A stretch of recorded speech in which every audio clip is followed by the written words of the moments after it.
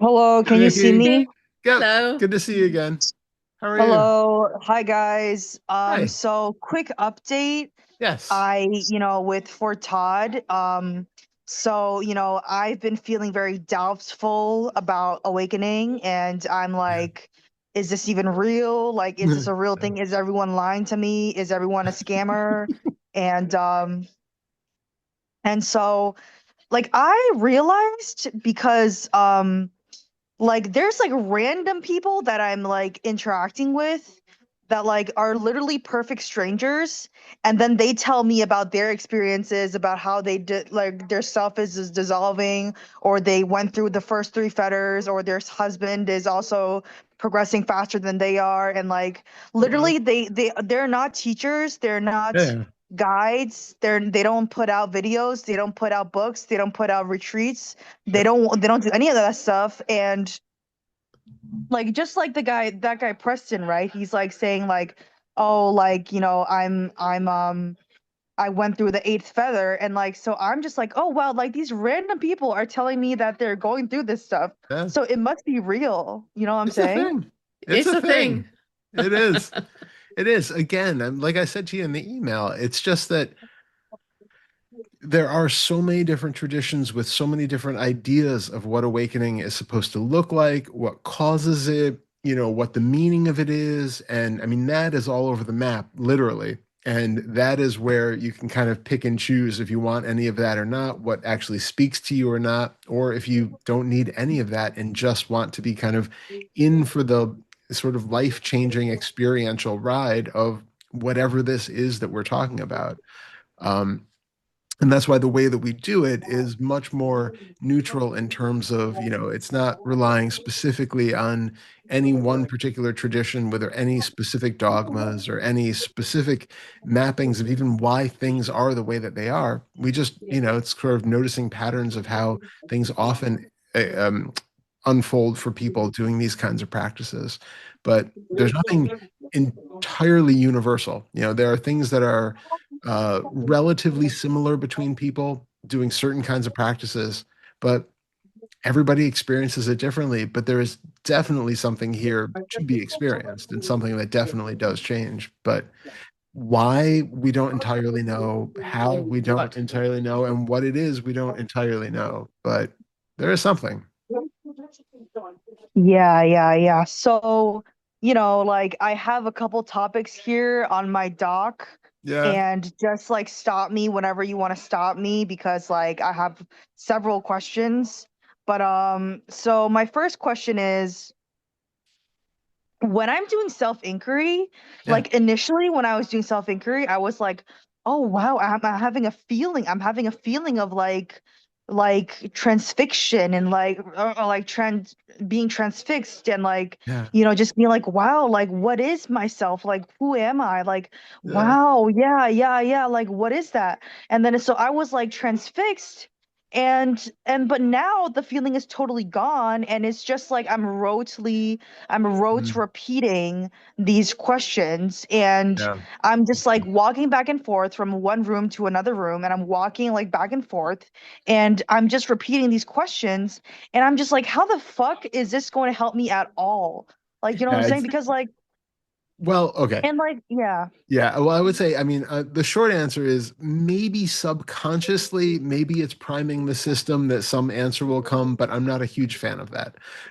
In theory, maybe, but I think the when we're doing inquiry, it pays to really be aware and mindful as we're doing it, because that's what it's about. It's about harnessing your concentration, your awareness, and like you were, initially going into it, like really gung ho, it's important to be so present with what's going on that the what you're seeing is just it's clear. It becomes, sort of beyond the shadow of a doubt of what you're seeing. Because what I hear is that you're kind of using the questions almost like a magic formula. That, like, if I repeat this spell over and over again, the self is going to disappear and I'm suddenly going to become awake. And that's not at all what we're talking about. That is just It's emphasizing the self in ex the brain. The exactly. part of the brain with the default mode network is just going to be emphasized. The Yeah, yeah. pathways is just going to be even stronger. I'm not a No, fan of those either. no. So, It's good, yeah, sorry, it's good for when you're using it as affirmations and you're trying to yeah, reprogram a negative thought that is coming, that then you can use affirmations that way. But yeah. it is emphasizing the self. Yeah, I mean, even the idea of the Vicky who's walking around the house going, "Who am I? Who am I? Who am I?" Who is the one who is asking that question? That's the interesting And who are you asking question. to? Who is it being asked to? Who is asking it? What is the feeling of the Vicky who is moving from one room to another? That sense of agency is way more interesting to investigate than the kind of rote question of just, who am I? Who am I? Who am I? Who am I? It just becomes words. It's like saying apple 50 times in a row. It just loses its meaning. Just saying, who am I? Who am I? Doesn't really do anything. There's no magic to those words. The question is like, wait a minute. As we were talking to Marcus and others today, in this moment, what actually feels like Vicky? What feels like the centralized character right here, right now, who seems to be taking all of this in, who seems to be who can have the option of either standing up and walking out of the room into the kitchen or I'm just sitting muting. here. No, I think Yeah, it's I her. know. Oh, okay. I'm just muting you. Yeah, Okay, go on. there we go. Sorry, you can unmute when you're gonna talk. But who is it that? What is it? I'm not even a big fan of the question, to be honest. Who is it? Because it implies that there really is somebody there, and that they can be discovered, and that it's not. When we talk about a who, it implies a sense of being, like a real living being who has a certain isness to them. What I prefer is what. There is the idea is that there is some illusion happening right now. There is something which seems to be binding together all of these experiences into a belief about a Vicky who can stand up and walk from one room to another and, go and get a snack or go and sit down and read a book or make all of these choices. That what is way more interesting to investigate. And so then we look into all of the different experiences right now when it feels like I could stand up and walk out of the room. What is making you feel like you could, right? What is it a feeling of mobilization of muscles in the body, certain contractions, feelings of, tension in the face? Is there are there thoughts that are showing up imagining you standing up and walking to the room or to the kitchen or standing up and walking to the other room and picking up a book? Are there, is it that there is an idea of, like we talked to Machan, sorry, I already forgot, not Yes, great with names, Machan? Machan, I Machan? think it was. About there being that idea of a centralized being who's located in this space, who is the one who's kind of taking everything in and maybe even calling the shots and pulling the levers and making the gears work to stand the body up and have it walk.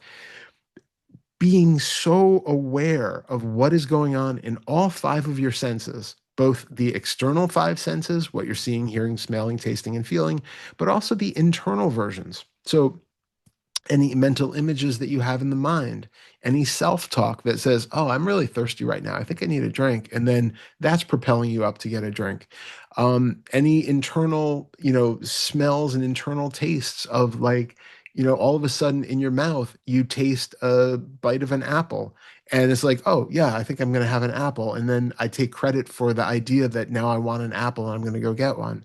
Um, your internal sense of the body, the emotions that are there, the feelings of uh, it would feel good to bite into an apple and or get a drink of water. The idea of that, the feeling of the body seeming to propel you up and mobilize to do that, just become aware of all of those and find out in any of those five senses, inner or outer, can you find the central Vicky who is knowing anything, who is doing anything, who's engaged, and doing that even just for like, 30 seconds mindfully, really looking is more powerful than spending an hour just walking around the room saying, who am I, over and over again without actually meaning or investigating anything. Yeah. Yeah, yeah. So I guess like should I just ditch self-inquiry? Like No, there's no, this no, no, no. That is self-inquiry though. Being Yeah, being like looking for the self actively is the self-inquiry. Self-inquiry of just asking random questions and waiting for something to happen. it's not really inquiry. It's yeah, I mean, Inquiry is where there is a curiosity to yeah, how this works, and really looking for how this works and who is asking and what am I expecting the reply to be. There was not a reply. Am I now disappointed because there's not a reply? Really, really be curious really engaged, curious in the moment. That is where you do inquiry. Otherwise, it's just an audiobook running in the background. yeah, yeah. So we both, Todd and I, are really very, very keen on inquiry because it is part of questioning everything. And whenever you think, now I know, then question that. What is it you think you know, and who is it that think you know? It's basically what we do on these meetings when we speak with people. We're proposing inquiries to you, Mm, and we're always nudging you in the opposite direction of where you think you are. mm, So do that. Question everything you think you know. Yeah, so I think I'm going to do like 80/20, where like 80% is meditation mm. and 20% is self-inquiry. And because like I don't want to do like road to repetition where it's just like, when No. am I, what am I, when am I, when am I? Like I'm not going to keep doing that because No. that's not productive. So I'm going to save my energy and make it really good and then Yeah. ask the inquiry questions like when it's really like when I really feel like it. Yeah, yeah. Yeah, Well, and then also you can also do meditation where it's just sitting meditation, because just sitting meditation is very, very close to inquiry. It's where you are simply just sitting, and you whatever is arising in your visual field, you're questioning that arising. You are questioning the experience that you have, not by a question, but just with a question mark, if I can say it like that. So it's just a curiosity to the experience itself, where you just pose a little question mark in you to it, and that can absolutely transform your meditation practice mm. into being something very much alive. Yeah, yeah, I get that. So I'm gonna ask my second question, which is, so like my friend taught me that it's all about intuition, like it's all about, like following your intuition and like doing whatever you feel is appropriate at the moment. And so, for example, like I've been getting pretty bored with spirituality and I started school recently, so I'm going to devote more time into academics. Mhm. And but like the opposite of that, sorry, there's a lot of background noise. That's But okay. like sorry, like I should probably go somewhere else. See, that's the I think getting this is up and moving to a different room. Did it just feel like there was a Vicky who made that choice and engaged and stood up to do that? That's a prime moment of investigation. yeah, yeah, yeah, yeah. Like I'm gonna do the self-inquiry like later because right now, like I'm, kind of preoccupied, but yeah, thank you for that.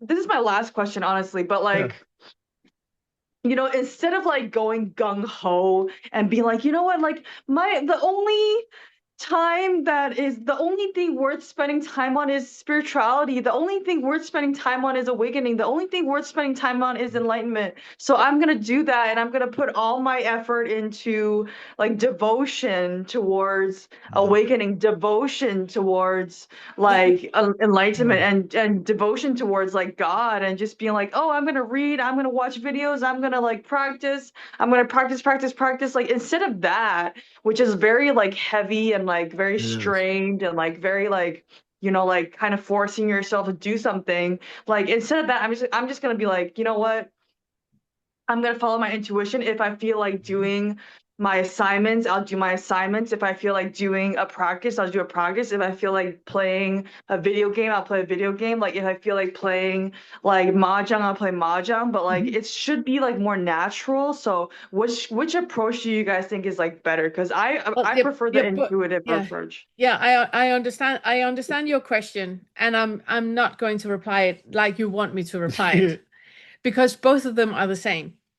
When you have the attitude that I'm going to be all gung ho, I'm going to really do my practice, meditate, do inquiries, I'm going to read all the books, watch all the videos, that is a part of the brain that is selfing.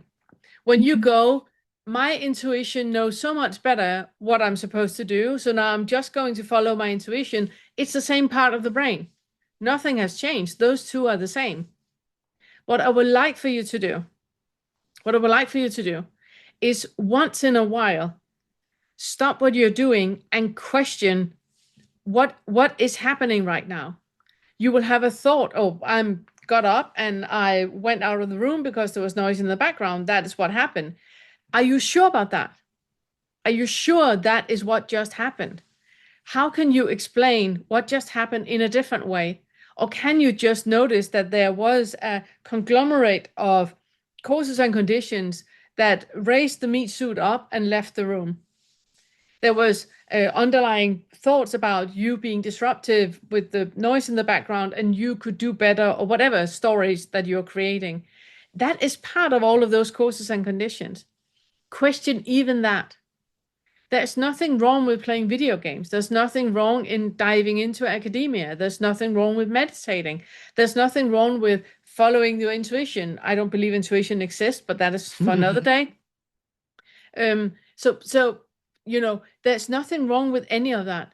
It's the attitude that you have to it, that one thing is right and the other thing is wrong. That is what I would like for you to question. Because if you have that idea that one thing is right and another thing is wrong, doing both of them is the same thing. Does it make sense, or am I confusing you? Yeah, I guess you're telling me that I'm just selfing and that and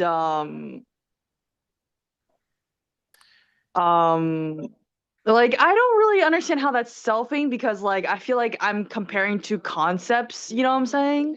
So like cuz But I don't understand. no, Uh, you well, go. there's a certain self importance in the middle of it, right? If I think what Pernilla is suggesting is notice no matter what you're doing that you're doing it. There's an idea that I am going to meditate for the next 6 months every single day and study and become enlightened. That's forceful in one way because you're setting towards this idea that I am going to perform this behavior to get something. The other side is I'm going to follow my intuition. I am going to do what I want to do when I want to do it, when it feels right. And that is still coming from that same starting point of That's an I here. exactly. Instead, notice that you are just playing a video game now, and now you're practicing, and now you're eating, and now you're reading a book, and now you're doing something else. And notice that that is all happening without that central I who is deciding that now I am going to practice and now I'm going to devote my time to academia. Those ideas are the selfing that's happening. Instead, there is a body which is going to go about its life and it is going to meditate and it is going to do academics and it is going to play video games and it is going to go get a snack and all those things are going to happen. But they're happening naturally without that feeling of, I am going to make the right choice and do that. And now maybe I've made the wrong choice because I'm not enlightened and 6 months is over and maybe I'm going to second guess my choices. All of that is the selfing. Instead, just notice that, like Pernilla said, based on innumerable causes and conditions that we can't even fathom, you have suddenly moved out of the room and you don't even know how you moved out of the room. You don't And even then know you've why gone, you moved out of the room. yeah, And if you start to wanting to find out why you moved out of the room, you're just creating a story. yeah, You're pulling, yeah, it's just making up things, yeah, making up shit that is not real. But it's what feels right in this moment, and that is why we say that this is what happened. yeah. But all that is selfing. You can, yeah, Yeah. I think I'm getting it. So basically, what you Right. guys are saying is that the innumerable causes and conditions cause me to function the way in which I function. yeah, And so instead of deciding that I have control and saying I can determine how I live and move because I can decide whether, oh, okay, 说的等一下. Like I can decide, sorry, I moved to a different location it's because like yeah, the spontaneously I the moved to a the different location location that move is with more you. noisier Yeah, it's so again. Like I'm funny. so sorry. It's so funny. I'm so It's sorry. fine. It's fine. Yeah, and like instead of establishing that I as Vicky have control and I'm going to either be gung ho or be intuitive, Yep.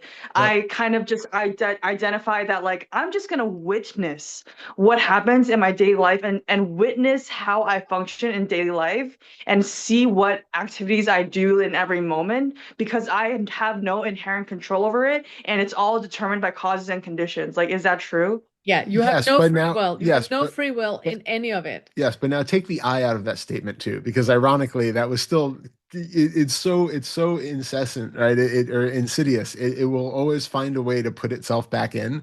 So what you said, yes, but take the I even out of those statements. Just that I'm not. It's not that I am going to notice what is happening, and I am going to. It's just like Noticing. it's just noticing. That It's just there's happening. there's no free will. You have no free will. You have not decided that now you're going to study and go into academia, and now you're going to sit down and play a video game, and now you're going to get a snack or go out, get out of the room. You have not decided that. There's no free will. There is a lot of causes and conditions that is moving in a certain direction, and that is what the curiosity is for. And noticing that arising that is happening without an eye behind the wheel. Yeah, so just like emphasizing, like even in like daily life, when you notice your activities, like emphasizing that like there is fundamentally no self and that like the eighth feather is kind of like the final goal and kind of just to destabilize and ultimately demolish the idea of the self is the fundamental goal. And so that's kind of like where I should revolve everything around, right? And then remove the goal and the one that moves towards the Exactly. goal. Exactly. We're it's the same thing again. I can recommend you to watch the first lesson in the first fetter and really see what is it in you that think that you are doing anything, that you have agency in doing anything, because that is the one that is pulling you around in this maze that you're in. It's much more about awareness and presence, just being present, and all of the little layers of I am doing this for a goal, I'm doing this for a purpose, there's something here at the end of the rainbow for me. All of those things are just thoughts There's that are even a taking you. movement in a certain Yeah, direction. yeah. That is another delusion. All of that is just thought, which is taking you out of presence with what is actually here, right? The fundamental reality that you can witness ever is what is directly in your experience, right in your senses right now. Anything else about where it might be heading or why it's happening the way it is or what you need to do to get some other future attainment is all creations by the mind. All you really have in your present moment experience is what is here.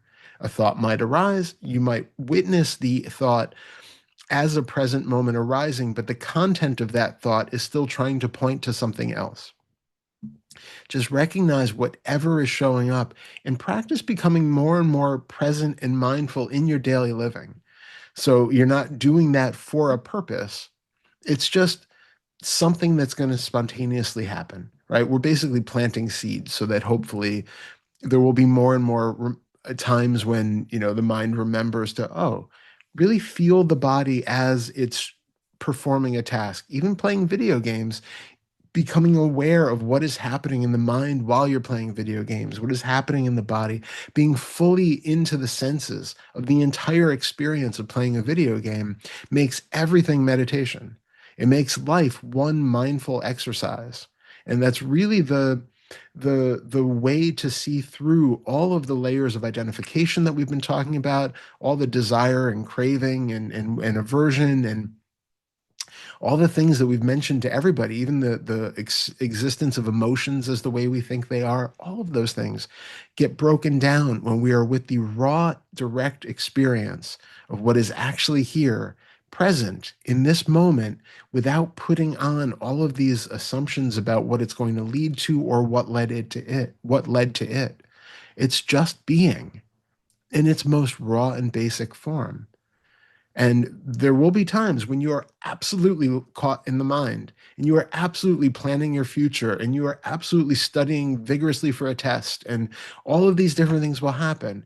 But when you remember, you'll just come back to being present in the body and present with the senses.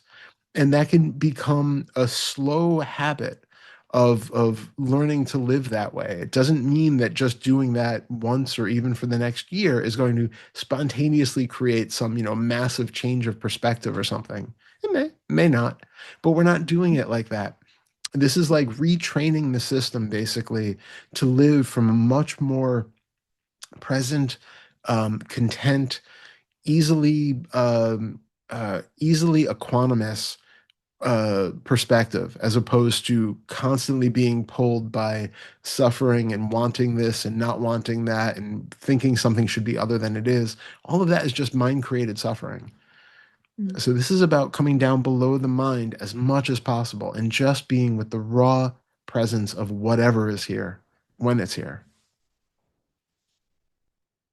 Yeah, so kind of like ditching thoughts, right? Like you can just say yes or no answer, like by the way, because I Yes. don't want to take up Yes. much more Yes. time, but this is Yes. like ditching thoughts Yes. completely. Yeah. Yeah. Be present with what is showing up in your senses, not Allowing the thoughts to arise, but yeah, don't believe in them. exactly. They're not saying anything true anyway.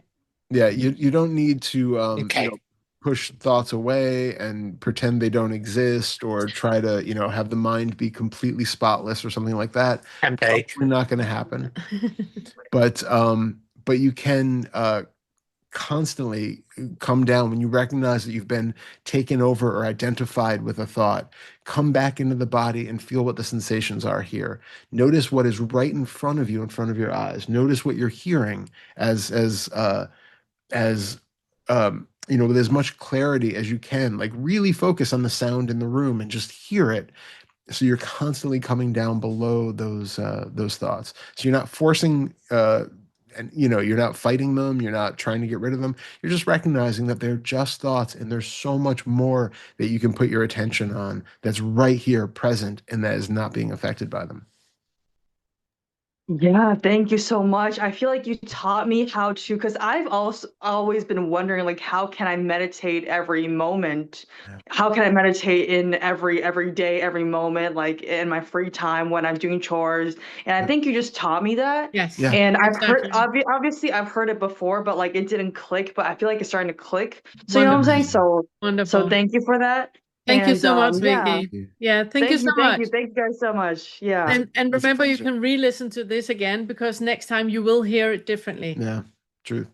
There will be Okay. lots of takeaway for you. Yeah. Thank you. Thank you. Thank you guys again. Thank you so much. So good having you here. Thank you. Bye. We have created a course of our first Fetter material. This course will walk you step by step through all of the ways in which identification is created and selfing happens. If you've been struggling to see through the self-structure or have that first awakening shift, this course contains hundreds of tools to help you discover the selfing mechanisms when they're happening, and then see through the illusion of identification that are created.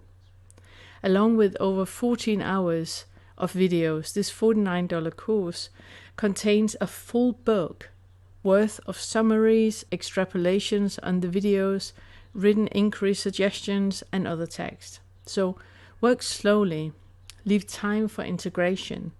This is powerful material and it can be life-changing.